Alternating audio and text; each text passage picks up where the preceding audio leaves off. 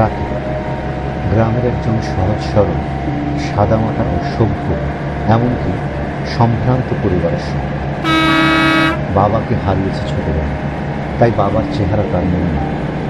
পরিবারের ভাই বোনহীন একমাত্র সন্তানকে খুব কষ্ট করে বড় করেছে রাকিবের মা। বাবা রেখে যাওয়া যতটুকু জমি জমা ছিল সেগুলো বন্ধক রেখে রাকিবকে একটা পাশের মফস্বল শহরের একটি প্রতিষ্ঠানে রাষ্ট্রবিজ্ঞান বিভাগ থেকে গ্র্যাজুয়েশন কমপ্লিট করিয়েছে। মাস্টার্স ভর্তির টাকাটা তার কপালে জুটেনি, বিধায় শেষ করতে পারেনি পড়াশোনা শেষ অধ্যায়। এর মধ্যেই তার মা পরলোক গমন করে। ফিরে আসে রাকিব নিজ গ্রামে। দাফন কাফন সম্পন্ন করে নিভৃতে নীরবে সবার অন্তরালে দু চোখের জল গড়িয়ে পড়ে তার।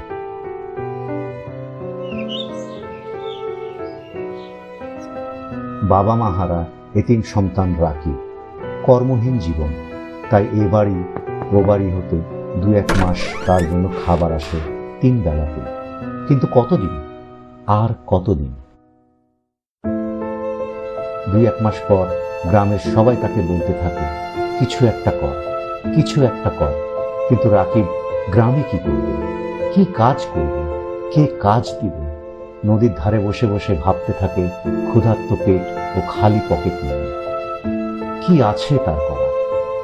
গ্রামের কেউ কেউ বলেই ফেলে, তুই তো পড়ালেখা করেছিস, ঢাকায় যা, ওখানে অনেক চাকরি আছে, একটা না একটা কিছু জুটবেই। একজন আবার 500 টাকা রাকিবের হাতে দিয়ে বলল, তুই এটা নিয়ে ঢাকায় যা, দেখবি একটা না একটা কিছু হবে ইনশাআল্লাহ।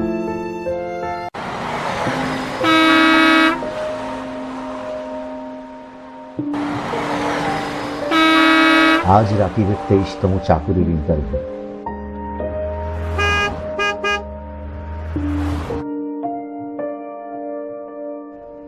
অফিসের ইন্টারভিউ বোর্ডে 3 জন আছে, আর পরীক্ষার্থী হিসেবে রাকিব মিলিয়ে মোট 4 জন।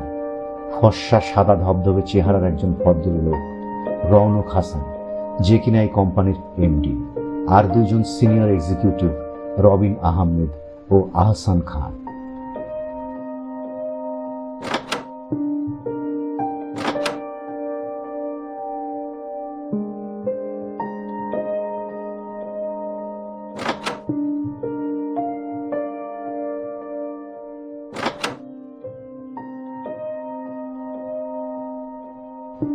সমস্ত ফর্মালিটিস শেষে প্রশ্ন পর্ব শুরু। আপনার নাম কি? আমার সিভিতে দেয়া আছে। কেন, নাম বলতে কি সমস্যা? না, সমস্যা থাকবে কেন? আসলে আমি বলতে চাচ্ছিলাম, আমার ডিটেল তো সিভিতে দেয়া আছে। যাই হোক, আমার নাম রাকিব। আগে পিছে কিছু নাই? ঠিক বুঝলাম না। নাম বলতে নামের আগে বা পিছে এমডি, হাসান অথবা হোসেন ইত্যাদি, এগুলোর কোনো কিছুই নেই? না, নেই। শুধু রাকিব? ফেক না তো? আমার সার্টিফিকেটে তো সবই দেয়া আছে। আর আমার নামের আগে পিছে যদি টাইটেল লাগাই, তাহলে আগে হবে রাকিব, পেছনে হবে রাকিব। তাহলে আমার নাম হবে রাকিব রাকিব রাকিব। মানে কি? আমার নাম রাকিব মানেটা খুবই সোজা, আপনি নিজেও বুঝতে পারছেন। আচ্ছা ঠিক আছে, বুঝতে পেরেছি। আপনার রেজাল্ট তো খুব বেশি ভালো না। কেন স্যার, আমার রেজাল্টে কি কোনো 3rd ক্লাস আছে? না, নেই, তবে কোনো ফার্স্ট ক্লাসও নেই। তাহলে স্যার আমি আসি। আসি বলছেন কেন? কারণ আমার চাকরিটা হবে না। কেন মনে হলো আপনার চাকরিটা হবে না? কারণ আমার ফার্স্ট ক্লাস নেই। যেহেতু আমার ফার্স্ট ক্লাস রেজাল্ট নেই, শুধু শুধু সময় নষ্ট করে লাভ কি বলুন? তবে আপনারা নিয়োগ বিজ্ঞপ্তিতে লিখেন নাই যে আপনাদের ফার্স্ট ক্লাস লাগবে। আপনি ঢাকা শহরে কোথায় থাকেন? আর আপনার জামা কুঁচকানো কেন? আমি একটা মেসে থাকি, যার 3 মাস ভাড়া বাকি। 2-1টা টিউশনই করি, কিন্তু এতে আমার নিজের পেটটাই চলে না, জামা তো দূরের কথা। তাই বলে এইভাবে এই অবস্থায়? আচ্ছা বলেন তো, পৃথিবী থেকে চাঁদের দূরত্ব কত? ওই মিয়া, আপনারা কি ফাইজলামি পাইছেন? আমি কি পোস্টের জন্য ইন্টারভিউ দিতে আসছি আর আপনারা কি প্রশ্ন ধরতেছেন? চন্দ্র আর গ্রহ, চাঁদ কখনো পৃথিবীর সাথে একই দূরত্বে থাকে? বললেই তো হয় যে আপনাদের লোক আগে থেকে সিলেক্ট করা আছে। তাহলে আমার হেঁটে হেঁটে এত দূর আসতে হতো না। আমার ফাইলটা দেন।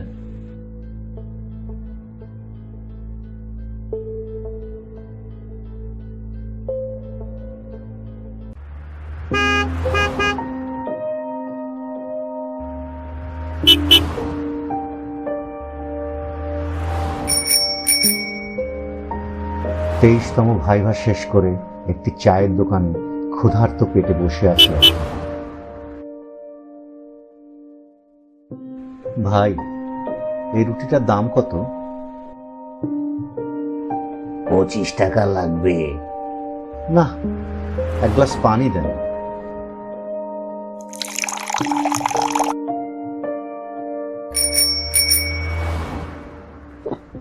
পানি খেয়ে রাকিব বের হয়ে আসতেই দোকানে চিৎকার করি, ওই মিয়া, পানি কি ফ্রি আনছি নাকি যে পানি খাইয়া উঠা যাইতাছেন? পানির টাকাটা দিয়া যান। এই কথা বলা মাত্রই রাকিব একটা পাউরুটি ছিঁড়ে দৌড় দিল। কিছু দূর দৌড় দিতেই একটি অপরিচিত লোকের সঙ্গে ধাক্কা খেল। লোকটির হাতে একটি ভ্যানিটি ব্যাগ ছিল। লোকটি ব্যাগ ফেলে রেখে রাকিবকে দেখে দৌড়ে পালালো। রাকিব ঠিক বুঝতে পারল না বিষয়টা কি। যাই হোক, রাকিব চিৎকার করে বলল, ওই ভাই, ব্যাগটা তো নিয়ে যান। কিন্তু ওই ব্যক্তি আর পেছনে ফিরে আসে। কিছুক্ষণ অপেক্ষা করার পর রাকিব ভাবল, খুলেই দেখি না ব্যাগটাতে কি আছে। একটা হোটেলে গেল রাকিব। ওই, কে আছোস? ভাত মাছ ডাল দে।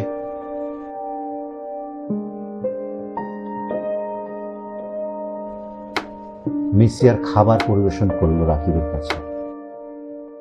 এই সপ্তাহ তো দূরের কথা, রাকিব এ মাসেও মনে হয় এত খাবার খায়নি। খাবার শেষ করে তৃপ্তির সহিত একটা ঢোক দিলে 640 টাকা পেমেন্ট করে চলে গেল।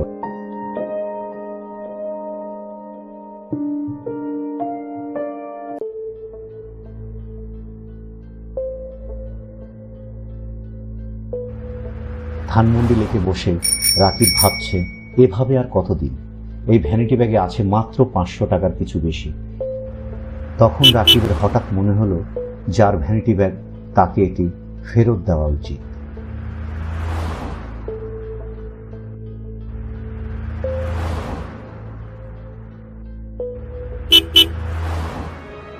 আপনি আমার ভ্যানিটি ব্যাগটি কোথায় পেলেন? কিভাবে পেলেন? আরে ভাই, সরি বইন, কখন কবে কোথায় পাইছি তা পরে শুনেন। আগে দেখেন সবকিছু ঠিকঠাক আছে কিনা। হ্যাঁ, ঠিক আছে। না, ঠিক নাই। আমি এখান থেকে 750 টাকা খরচ করেছি। সমস্যা নেই। কি করেন আপনি? চুরি। আগে টিউশনি করতাম, এখন কোচিং সেন্টারের অত্যাচারে আর করা হয় না। ঠাট্টা করছেন? ঠাট্টা করব কেন? আপনি কি আমার বিয়ান লাগেন নাকি? এই যেমন আপনার ব্যাগ থেকে 750 টাকা চুরি করে ফেলেছি অলরেডি। এখানে 5000 টাকা আছে, রাখেন, কিছুদিন চলবে। আপনি আর কিছুদিন চলতে পারবেন। দেখি আমি আপনার জন্য কি করতে পারি। আপনার ব্যাগটা তো পুরোটাই ফাঁকা। আপনি ফাঁকা ব্যাগের জন্য আমাকে 5000 টাকা দিতে চাচ্ছেন? কে বলেছে আমার ব্যাগ ফাঁকা? এই দেখুন, এর ভেতরে গোপন জায়গায় 1 লক্ষ টাকা আছে, আমার বাবার অপারেশনের টাকা। এটা না দিতে পারলে অপারেশন হবে না। আর এছাড়াও আমার গুরুত্বপূর্ণ অনেক ডকুমেন্ট আছে ব্যাগে, যা আপনাকে আমি বোঝাতে পারবো না। আমি আপনার ডকুমেন্টগুলো দেখেছি, অনেক গুরুত্বপূর্ণ ডকুমেন্ট। এমনকি আপনার সার্টিফিকেটও আছে এর মধ্যে। সার্টিফিকেট ভ্যানিটি ব্যাগে রাখা ঠিক না। যাই হোক, দেখে শুনে চলবেন। আপনাকে তো শিক্ষিত মনে হচ্ছে, কিন্তু চুরি করেন কেন?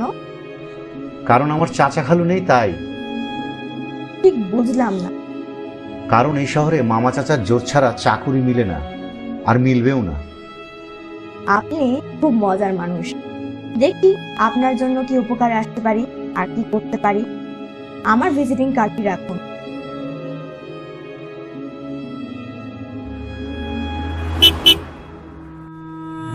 রিনি তার বসকে পটিয়ে রাকিবকে তার অফিসে নিয়ে আসে।